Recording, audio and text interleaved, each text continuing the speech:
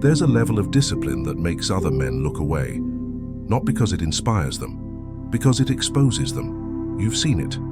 Someone who operates with mechanical precision day after day, while everyone around them is negotiating, adjusting, making exceptions. And the most uncomfortable part isn't watching them succeed. It's realizing how many excuses you've been making that they simply don't allow themselves. Most men think discipline is about doing hard things. It's not. Doing hard things is easy when you're motivated, when conditions are favorable, when you have something to prove. The ruthless level, the level that separates warriors from people who just try hard sometimes, is about doing the necessary thing when everything in you is screaming to stop. When your body is wrecked, when no one's watching, when the result doesn't even matter anymore. That's not discipline. That's something else entirely. Something most men will spend their entire lives avoiding because the price is too high. Because it requires killing a part of yourself that you've spent decades protecting. Your pride, your need to be understood, your desire for people to think you're reasonable.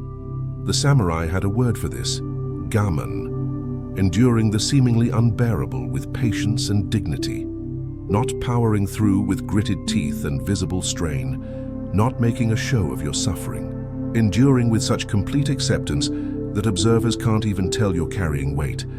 It looks effortless because you've stopped resisting the difficulty, you've married it, made it permanent. And here's the part that'll make you close this video. Gaman doesn't care if you're tired, doesn't care if you're hurt, doesn't care if you've already done enough. It just is. The standard exists. You meet it every day, or you're not practicing Gaman. You're practicing negotiation. And negotiation is the opposite of discipline. Before I show you how this actually works, subscribe to the channel, like the video, and comment. What's the excuse you use most when quitting gets disguised as being smart about recovery? The story I'm about to tell you happened to Victor. He was 29 years old, construction foreman for a mid-sized commercial contractor in Phoenix, ran a crew of 8 guys building strip malls and office complexes across the valley.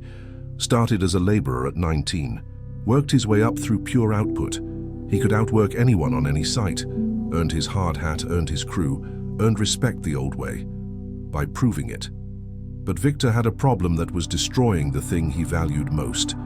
He couldn't sustain. He'd go nuclear for 3 weeks. First one on site, last one to leave, working through lunch, pushing his crew hard, hitting every deadline early. Then he'd crater, show up late, move slow, make excuses about his back, about the heat, about being burned out. His crew would see it, lose respect, start slacking, because if the foreman's slacking, why shouldn't they? His site supervisor, Tom, had warned him twice already. Victor, you're either the best foreman I have or a liability. I can't predict which one's showing up, and I need consistency more than I need your hero weeks. Victor knew it was true. His pattern was undeniable. Explosion, collapse. Explosion, collapse. He told himself it was just how he was built. High-intensity guy, all or nothing. Some people are steady, some people are sprinters. He was a sprinter. That's not a weakness, that's a personality type. The collapse came on a Tuesday in August, Phoenix summer, 112 degrees by 10 a.m. Victor's crew was pouring a foundation for a new medical office building. Time-sensitive work. Concrete doesn't care about heat.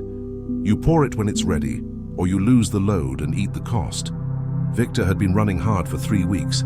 Early mornings, late nights, weekend inspections. His body was cooked. He'd slept 4 hours, woke up feeling like his spine was made of broken glass, every muscle screaming. The smart thing, the thing every fiber of his being wanted, was to call in sick. Let his assistant foreman handle the pour. Take 1 day, recover, come back strong tomorrow. He almost did it, had his phone in his hand. Tom's number pulled up, thumb hovering over the call button. And he heard himself think, I've earned this, I've been crushing it for weeks. 1 day off isn't quitting, it's intelligent recovery. That thought stopped him, because he recognized it. He'd had that exact thought dozens of times before, and every time, it led to the same place. 1 day became 3. 3 became a week of half effort. The crew's respect dissolved. His own respect for himself dissolved. And then he'd have to earn it all back with another explosion of unsustainable effort. Victor put the phone down, drove to the site. 5:30 a.m. His body felt like it was held together with duct tape and spite. He didn't want to be there, didn't feel like being there. Felt, in fact, like he might pass out if he pushed through a full day in this heat, with this little sleep and this much accumulated fatigue. He showed up anyway, because something in him understood. The moment he called that number, he'd be teaching himself that the standard bends when things get hard. And once the standard bends, it's not a standard anymore, it's just a suggestion you follow when it's convenient. The pour was brutal, 10 hours in 110-degree heat, screeding concrete, checking levels, directing the crew. His vision got blurry around hour 6, had to sit down twice just for 60 seconds before anyone noticed. By hour 8, he genuinely thought he might need medical attention. By hour 10, the job was done. Foundation poured, level, clean, perfect. His crew looked at him different. He saw it in their eyes. They'd all wanted to quit around hour 4, saw their foreman not quitting. So they didn't quit either. Didn't say anything about it. Just clocked out and left. But something had shifted. Victor sat in his truck in the parking lot for 20 minutes after everyone left, too exhausted to drive, hands shaking, body completely spent. And he realized something that would change everything. He'd just endured something that felt unbearable, and he hadn't died, hadn't broken, hadn't quit. The unbearable thing had been endured. That night, Victor searched for information about samurai training. The word kept appearing in articles about discipline and warrior philosophy. Found a translation of texts about Zen practice and endurance training, started reading, and one passage made him sit perfectly still. Gaman is the practice of enduring what cannot be endured, not by force, by acceptance. The warrior who resists his suffering doubles it. The warrior who accepts his suffering carries it without strain. To practice Gaman is to make friends with difficulty until difficulty becomes your natural state. And once that happens, normal men look at you and see something inhuman. But you are simply human without resistance. Victor read it 7 times, and something started to crystallize. He'd been treating his capacity like a resource that depleted. Work hard, run out, recover, repeat. But what if capacity wasn't a tank that emptied? What if it was a threshold that expanded? What if pushing through the point where you think you're done is the exact mechanism that raises your baseline? The samurai trained this deliberately. They'd fast for days, then spar. They'd run until collapse, then do kata. They'd stay awake for 40 hours, then meditate, not because they enjoyed suffering, because they were systematically raising their threshold for what they could endure without breaking, training their bodies to operate in states that would destroy untrained men. Gaman wasn't about being tough. It was about expanding your definition of normal until what used to be unbearable became just another Tuesday. Victor made a decision that felt insane. For the next 30 days, he would show up every single day, regardless of how he felt, regardless of how tired, regardless of whether it was smart. The only acceptable reason to miss work would be literal physical inability to stand. Anything less than that, he showed up. Day 1, Wednesday. He woke up barely able to move from yesterday's pour. Every muscle seized. He stood, drove to the site, moved deliberately through the pain. Didn't complain, didn't mention it, just executed his responsibilities at 70% capacity and went home. Day 2, slightly worse. The accumulated fatigue was compounding. His body hadn't recovered from day 1, and now he was adding day 2 on top. This was supposed to get easier, right? It was getting harder. Day 3, Friday. His crew was doing framing on a 2-story structure. Normally, Victor would be up on the frame with them, setting headers, checking square. Today, his back was so locked up he could barely bend.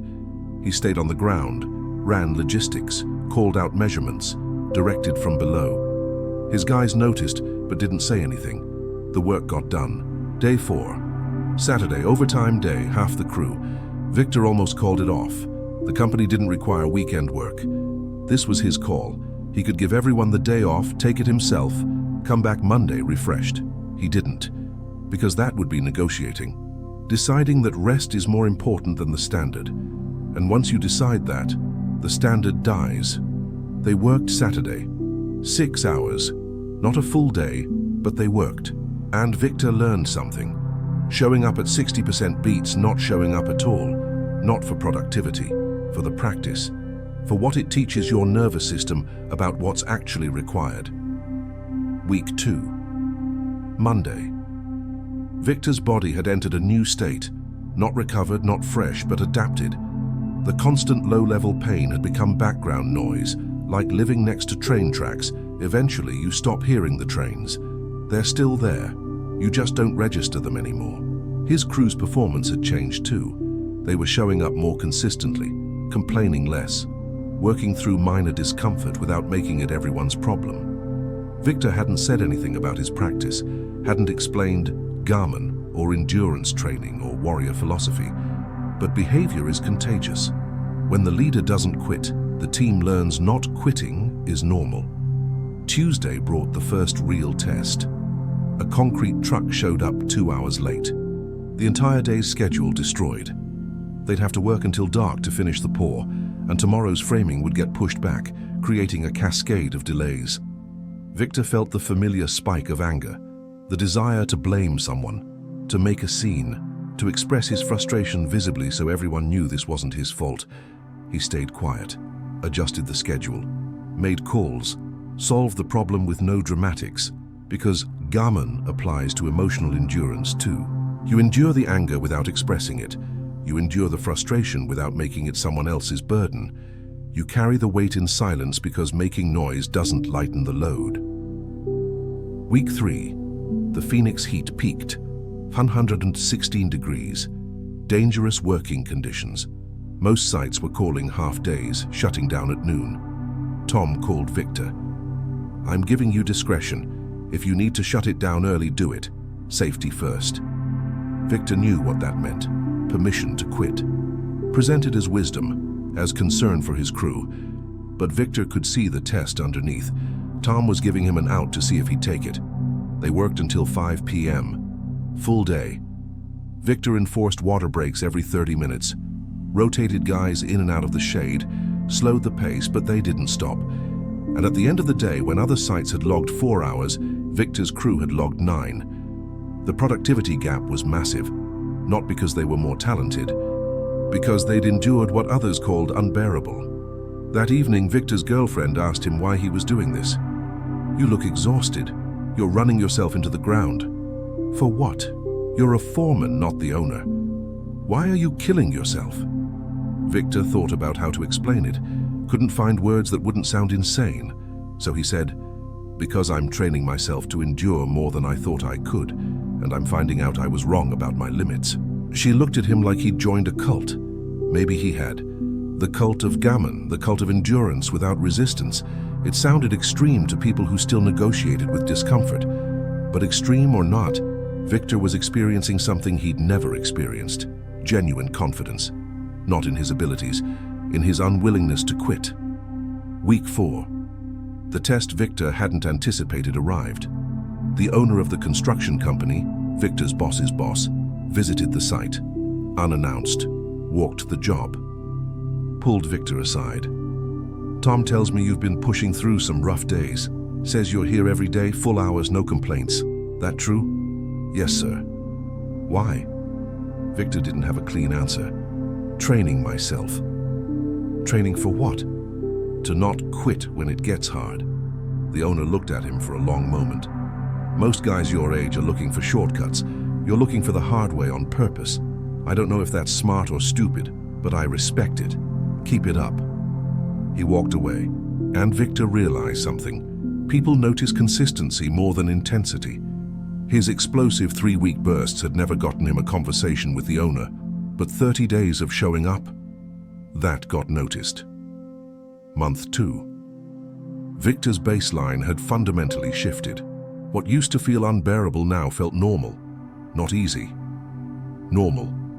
90-degree heat didn't register anymore. 11-hour days felt standard. The constant low-level exhaustion was just his reality. He wasn't suffering. He was existing in a state that used to be suffering, until he'd practiced it enough that it became his default. Gaman had worked exactly as the texts described. The unbearable became bearable, not because it got easier, but because he'd raised his threshold for what he could endure without breaking. His crew had changed too. They hit deadlines consistently now. When obstacles appeared, they adapted without spiraling. The chaos that used to derail them for days now got handled in hours. Victor hadn't given them pep talks, hadn't changed his management style. He'd just modeled a standard, and they'd risen to match it. But there was a cost. His old friends stopped inviting him to things. "You're always working," they'd say. "You never take a day off." They wanted the version of Victor who'd call in sick to go to the lake. That person was dead, and they couldn't relate to whoever had replaced him. His girlfriend left during month 3, not dramatically. Just quietly realized she couldn't be with someone who'd chosen endurance over enjoyment. Someone who saw difficulty as training instead of something to minimize. "You've changed into someone I don't recognize," she said, "and I don't think you even notice." She was right. Victor had noticed. He just didn't care. Or rather, he cared about something more than her comfort. He cared about becoming someone who could endure anything. And that person couldn't exist in a relationship with someone who wanted him to endure less. Month 4 brought the crisis Victor should have seen coming. Major project, office complex, 8-week deadline that was really a 6-week deadline if you factored in delays. The company's biggest contract of the year. Tom assigned it to Victor. Week 1 went perfect. Week 2 hit problems, supply chain delays, permit issues, a crew member quit. Week 3, Victor got food poisoning, couldn't eat for 3 days, lost 8 pounds, could barely stand. The smart move was to take 2 days off, let his assistant foreman recover properly so he'd be strong for the remaining 5 weeks. Victor showed up, ran the site from a folding chair because standing made him dizzy. Gave directions, made calls, managed logistics, did not go home early, did not complain, just endured. His crew saw it, didn't say anything. But the message was clear. If the foreman shows up half dead, what possible excuse do we have? They finished week 3 ahead of schedule despite the chaos. Week 5. A massive storm hit Phoenix. Flash flooding. The site turned into a mud pit. Unsafe working conditions. Every other site in the valley shut down. Tom called Victor. "Shut it down, nobody's working today. We'll make it up later." Victor looked at the site, looked at his crew standing in the rain waiting for his call. And he made a decision that crossed from discipline into something that might be called obsession.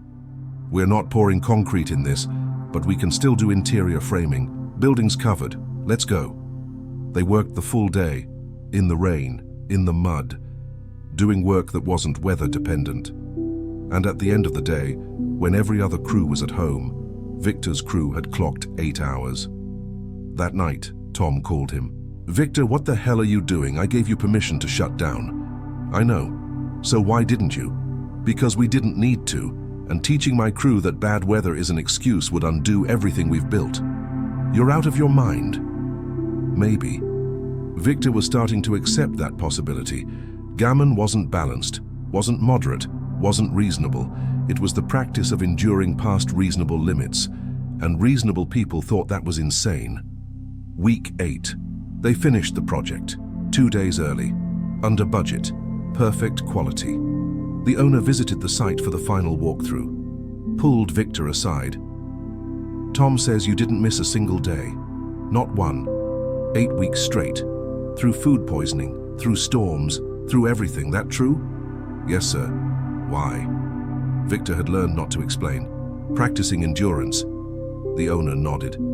"I'm promoting you to senior foreman, doubling your crew size, and I want you to train the other foreman in whatever the hell you're doing, because nobody else has your consistency." Victor accepted, not because he wanted the promotion, because it's what happened when you practiced Gaman long enough. Results appeared, not because you chased them, because endurance creates outcomes as a byproduct. But he knew he couldn't teach the other foreman, because they'd hear it as a productivity system. They'd try to implement it as a technique. They'd miss the entire point. Gaman only works when you stop negotiating with difficulty and start accepting it as permanent, and people who still negotiate can't access that state. Month 6. Victor stood on a job site at 5:30 a.m. The sun not up yet. The valley still cool. 6 months of showing up every single day. 6 months of enduring what used to feel unbearable. 6 months of not quitting when every reasonable person would have rested. And he realized the transformation was complete. He wasn't trying to endure anymore. He just was someone who endured. The practice had become identity. The doing had become being. He no longer thought about whether to show up. That question didn't exist in his reality. He was someone who showed up every day regardless. His crew knew it. Competitors knew it. Even the owner knew it. When you assigned something to Victor's crew, it got done. No excuses, no delays, no negotiations, just execution. Because the man running the crew had killed the part of himself that could quit. You stop being someone who tries to be disciplined and become someone who endures what others call impossible. When that happens, people will look at you and think, that's not normal. And the answer will be simple. He doesn't practice endurance, he is endurance. The seemingly unbearable is his baseline. The question remains, are you ready for this level of transformation? Because it's not about being tougher, it's not about grinding harder. This is about fundamentally expanding your threshold for difficulty until what used to break you becomes your normal operating state. Gaman won't make you a better person. It'll make you a different person. Someone others will look at and think, that's obsessive, or that's not sustainable, or that's not healthy. And when you hear those words, you'll know you've finally understood what the samurai knew. Most men negotiate with difficulty. Warriors marry it. You're not trying to endure more for a few weeks. You're trying to become someone who endures permanently. Someone whose threshold for the unbearable is so high that normal men can't comprehend it. Someone who walks through conditions that would break others and calls it Tuesday.